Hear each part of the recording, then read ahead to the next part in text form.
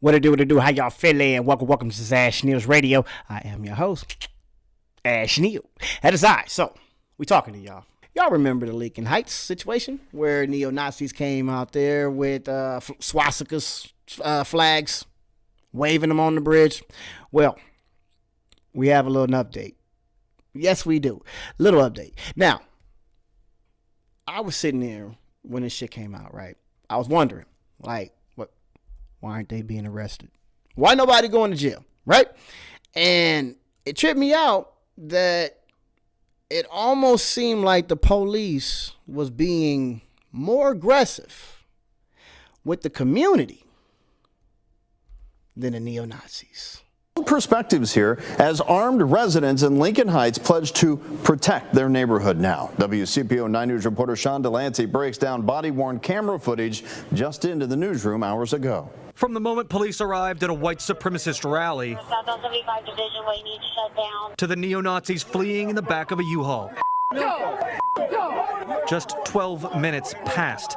In a statement, Evendale police say that officers, quote, assessed that the demonstration was not unlawful, and they attempted to, quote, limit interactions between groups likely to be hostile to one another. In Evendale police body cam, we're trying to get out of here. You can hear the neo-Nazis trying to retreat. What? As the truck was brought down, people from Lincoln Heights rushed the line. Sir. Now look, you see how the police is pushing? They pushing on the black folks. Rushed the line. Sir, I know you're upset, but please. I know you're upset. It ain't worth it.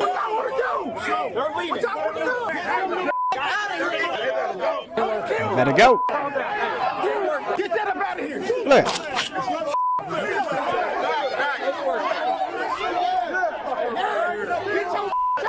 The U-Haul took off. Officers on scene explained why they separated the groups instead of interrupting the protest. Right. When the BLM protests, guess what? When they were saying kill officers, kill pigs, guess what I did? I sat there and protected their rights of free speech. I have to do the same. Shut up. Ain't nobody listen to that. Now, what tripped me out was the fact that they broke some laws. At least I thought they did, right? I mean, I know you have freedom of speech, right? But wasn't there something broken? Why were they so emboldened to do what they did?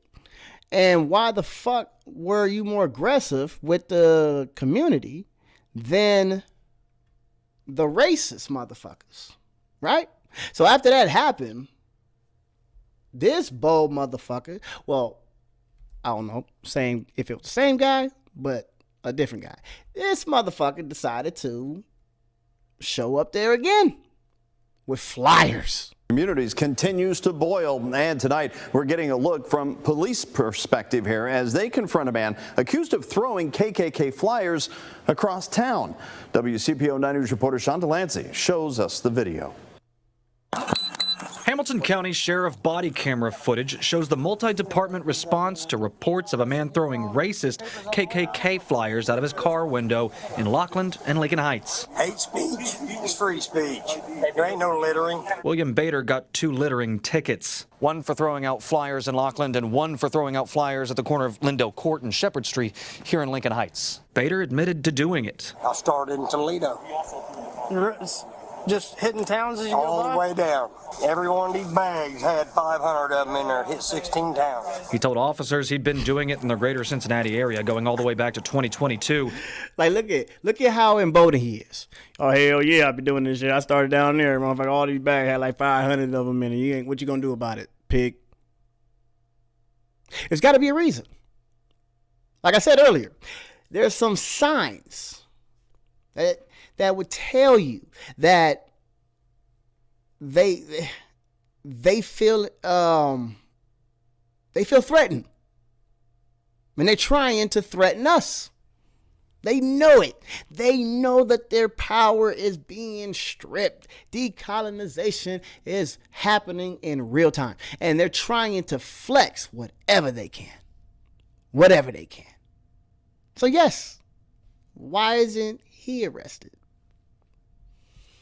and didn't intend to target the Lincoln Heights community just 2 weeks after neo-Nazis rallied on this I-75 overpass. The same overpass on which police say Bader took a flag and signs bearing welcoming messages earlier that night. You can claim that wasn't intentional, but I'm not really buying that. I'm not buying it either. A sheriff's deputy warned members of the Lincoln Heights Neighborhood Watch who'd followed Bader through town to be careful. Here's the problem. You guys start stopping cars, like off the exits, and you guys, we're going to have problems. Right? Here's the thing. People, you can't withhold people. Yeah, yes, sir. Lawful restraint. Listen, all of us are pissed off about this. Absolutely. So he's scolding this black dude, telling him, you can't restrain him. You can't keep him from leaving. Unlawful restraint. I hear you. But if he's over here littering, what's up with a citizen's arrest? No, we can't do a citizen's arrest. I thought it was like a $5,000 fine, depending on where you at. We can't be like, hey, officer, we got this car over here throwing fucking paper out the window. Littering. Can we do some shit like that? No. Nope, he's scolding the black dude. Don't fucking touch him. Don't you guys over here are going to cause more of a problem if you intervene. They don't care. So when I sat there, I'm sitting there pissed off, like, bro, well, why don't you give him some, nigga, like arrest him? Why are you guys so cool with these sons of bitches doing this kind of shit? And I'm like, you gotta be. You gots to be on their side. You gotta be. I mean, allegedly. Because I seen some shit where it looked like y'all were helping them. Shows the moments an officer interacted with a neo-Nazi group after that demonstration over 75 near Lincoln Heights. There's been a lot of discussion, obviously, about this incident since it happened 11 days ago on February 7th. So you're about to see the officer on the overpass first ordering the white supremacist group to get into the U-Haul and leave the bridge when counter-protesters then arrive. So about 5 minutes later, you could see the same officer walk up to the U-Haul outside of a Laughlin local schools building shortly before kids were about to be released from class that day. Here's the exchange now between the Evendale officer and the neo-Nazi group in the U-Haul. Hold on. They're at a school building. Right before kids. Is that what he said? Is that what he said? Building shortly. The same officer walk up to the U-Haul outside of a Laughlin local schools building shortly before kids were about to be released from class that day.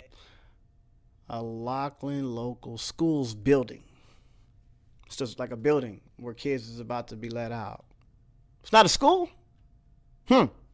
Here's the exchange now between the Evendale officer and the neo-Nazi group in the U-Haul, and the one man not wearing a mask you're about to see asking if he can go back and pick up his service dog where the protest happened on the overpass on 75. We're trying to figure out a plan to get that. Yeah, I don't know if we've got to get him an Uber or something. That's probably the best bet, I'm guessing. Like, look at his face. Hey, who is he? Right? This guy, he didn't break a law. He can't get a ticket for like having people riding in the back of a U-Haul. Like, come on now, we got his face. Look him up. Who is this guy? I don't think anybody knows about. There's a dog. If the dog in there is cool if the dog is in there is cool with me driving it to you guys, I can go and get it. But if the dog is cool with me. This is what the officer is saying to these racist motherfuckers. If the dog is cool with me, I can go and get it. You know what I'm saying? If it's all good. Why? Why are you trying to help them? But there's a dog in there. I don't know. We need to get him. He's my service animal. That's why I really need to get him. But Here. Get your mask on. Let's go. I don't give a my face right now. He don't give a fuck about his face right now, dude. It's my service animal. I got to go get my service animal. Let me ask you a question. Because a lot of people, they can't be without their service animal. What does this dog help you with? Because if you needed your dog's assistance, why was he in the car? and not with you. Huh. Look at this motherfucker. Yep. Just take take that black that shirt off, and you can get in my car. Cool, thank you, brother. And then if I got in the driver's seat of the car, would the dog bite me, you think? No? Okay. No. Look at how cool this cop is being. My God, take your black shirt off and hop with me, and they won't even know it's you. Come on. Everything gonna be good with your dog? There's some telltale signs. Telltale signs. Oh, no, he's a good dog. He'll sniff you to death. You make sure you got your keys? Hey, officer, did you see Hey, Yeah, I got the. you guys have, are you guys done? Yeah, we're done. There's no other. We're just trying to go get the dog and We're get done. the Jeep, and then we're out. Yeah, we're gone. Let's go grab it. Fuck. That's it. That's all we needed to do, officer. You want to help? I got you. That's what this cop said. That's what this cop said. I got you. All you got to do is take your shirt off and get in the car with me. And if your dog don't bite, we out, nigga. So I'm furious, right? I'm not even from out there. I'm like, bro, damn, the caucasity of them allowing them to do this kind of shit, right? It's like the police just gave them the green light. Like, all right, I know you left your dog over there too. Let's go ahead and get it, but I just hope you're done. That's it. I just hope you're done. You done? You done? Okay, you're done. Hop in my car. So we were all wondering, like, damn, bro, what's gonna happen? Anything gonna happen? Nothing. Absolutely nothing happened. But the community woke up. These aren't police officers or soldiers. They're business owners, their fathers, their sons, daughters. These are civilians, members of the Lincoln Heights Safety and Watch program. It's a duty. Okay, let's go. The duty, protecting their neighborhood, the majority black village of Lincoln Heights, Ohio. After neo-Nazis held a rally here last month, carrying rifles, waving swastikas, and hurling racial slurs, just moments before children were let out of school. At the time, law enforcement officials said the neo-Nazis did not break any laws, but an investigation by county prosecutors is ongoing. Weeks later, the KKK came with these flyers. First African American community. Hold on. At first, they said they didn't break any laws. But now the prosecutor's like, let's look at it. Let's look at this. Come on, motherfucker. Above the Mason-Dixon line of staff. Safety and Watch Group spokesperson Durrance Daniels says the police did not do enough. Nothing. Which was more chilling because the town was founded in the 1920s as a safe haven for black residents. Lincoln Heights is our home. If somebody broke into your home, you call the police, and the police says, you know, if they do it again, we haven't broken any law, so we're just going to allow them to break into your home again. What would you do? Are you worried at all that having a potentially armed response could just create more friction, create more danger? What? See, they always ask us that. Why you ask us that? When we know that guns, weapons, and all that other shit is a sign of protection when it comes to you guys. Second Amendment. But with black folks, it's like, don't you think it's going to bring a little bit more friction? Usually, like, is everybody allowed to carry out there? Is there any felons with weapons over there? Like, nigga, like, why is that your line of questioning? Why your line of questioning can't be, somewhere along the lines of, okay, well, where did these people come from and what motivated them and if they have any military background and is there any training going on? Like, why you can't, like, get into a nice, deep conversation, but more painting them as an armed militia? I'll answer that by saying I've never felt safer as a black man in my community than I have right now. The mayor of Evendale, which oversees the police force that responded that day, said in a statement to NBC News, "Our emphasis on de-escalation and public safety resulted in the incident's resolution without injuries to any of the persons involved." Come on.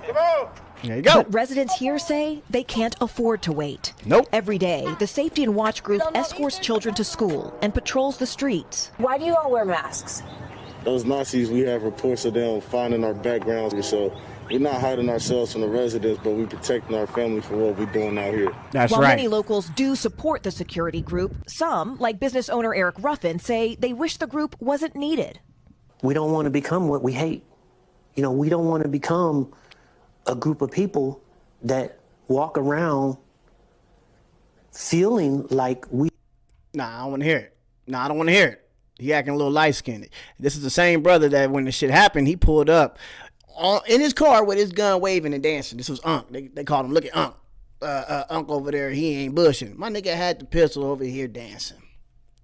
Unc, you know what time it is. Quit fronting. Why you fronting? It's for protection. You didn't go out there and intimidate them. Nah. You just letting them know, hey, I ain't the one. That's what this group is doing. They letting them know Lincoln Heights is not the place, and we are not the one. So don't give them what the fuck they asking for. All you gotta do, if anybody come to your town and say, hey, why are you guys stooping to their level? Just like, shut up. Fuck you. Nobody cares. Because they don't care about us.